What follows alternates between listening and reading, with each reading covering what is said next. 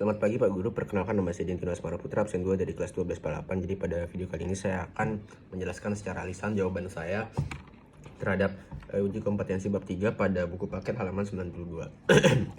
Jadi yang pertama ada jelaskan pengaruh negatif kemajuan iptek yang paling berbahaya bagi bangsa Indonesia. Jadi ada beberapa pengaruh negatif yang saya ketahui. Yang pertama ada perdagangan dan peredaran obat-obat terlarang di negara Indonesia itu sudah mulai terjadi.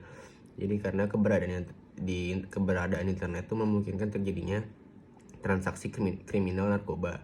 Jika narkoba tersebar di Indonesia, generasi muda akan menjadi kayak banyak pecandu narkoba tersebut. Terus yang kedua ada perdagangan manusia, yaitu sudah banyak contoh di Indonesia itu terjadi kejahatan yang dilakukan oleh berbagai kelompok oknum yang tidak bertanggung jawab yang memanfaatkan kayak fasilitas internet untuk melakukannya.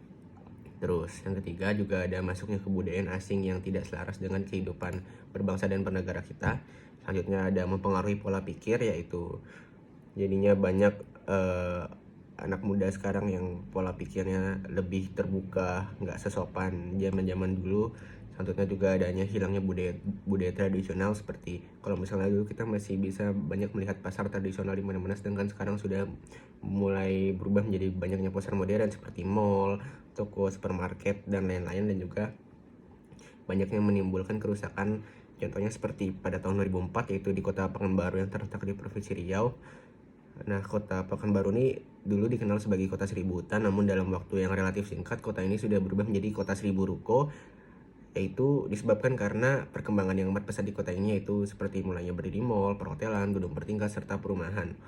Akibatnya banyak terjadi kayak bencana alam seperti banjir, tanah longsor, serta polusi di mana-mana. Selanjutnya yang kedua ada bagaimana perwujudan nilai-nilai keterbukaan sebagai wujud dampak kemajuan iptek dalam proses penyelenggaraan negara. Jadi penerapan teknologi ini di IT ini dalam penyelenggaraan pemerintahan tuh misalnya pertama ada tes CPNS dengan sistem berbasis komputer. Terus yang kedua ada pengisian surat pemberitahuan SPT melalui internet, e-filing, dan pengurusan tilang secara online. Selanjutnya ada pelaporan kondisi jalan rusak melalui aplikasi. Dan selanjutnya ada keterbukaan penyelenggaraan pemerintahan dengan adanya situs lembaga negara. Selanjutnya ada nomor 3, yaitu pada saat ini hampir semua orang sudah memanfaatkan jaringan media sosial seperti Facebook, Twitter, Instagram, dan sebagainya untuk berbagai kepentingan. Akan ada pula orang yang memanfaatkan media sosial untuk melakukan kejahatan. Tidak jarang saat ini sering terdengar kasus penipuan, penculikan, dan sebagainya berawal dari interaksi di media sosial. Berkaitan dengan uraian tersebut, analisislah penyebab dan solusi untuk mengatasi persoalan itu. Jadi menurut saya penyebab dari terjadinya hal-hal seperti itu yaitu karena kadang diri kita sendiri itu terlalu over untuk mengupload kehidupan privasi kita ke media sosial. Seperti misalnya banyak bisa kita lihat seperti mungkin ada selebgram yang mengupload kehidupan sehari-harinya tentang rutinitas dia ngapain aja setiap hari. Terus mungkin dia mengupload kayak tempat dia tinggal di mana dan hal-hal yang privasi lainnya yang seharusnya dia tuh bisa keep it for buat dia aja atau mungkin orang-orang tertentu, tapi dia ngupload di media sosial di mana banyak orang akhirnya bisa mengaksesnya dan tahu tentang info pribadi tentang dia. Dan solusinya adalah yaitu dengan membatasi diri supaya diri kita tuh tidak terlalu over menggunakan sosial media, dan juga ya gunain sosial media dengan bijak dan cermat.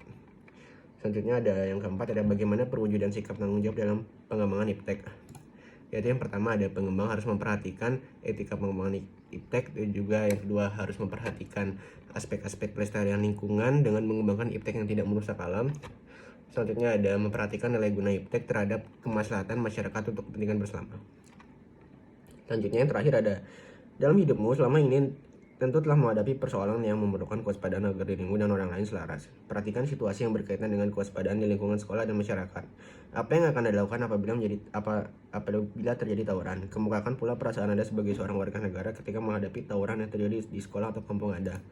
Perasaan yang saya rasakan ketika mungkin ada kegiatan seperti itu yaitu sangat sedih, karena warga negara Indonesia tersebut merupakan kayak cerminan masyarakat Indonesia mudah dibodohi atas permasalahan yang sepele yang akan menimbulkan permasalahan besar jika tidak dilanjuti. Jadi ya sekian yang bisa saya sampaikan kepada Bapak.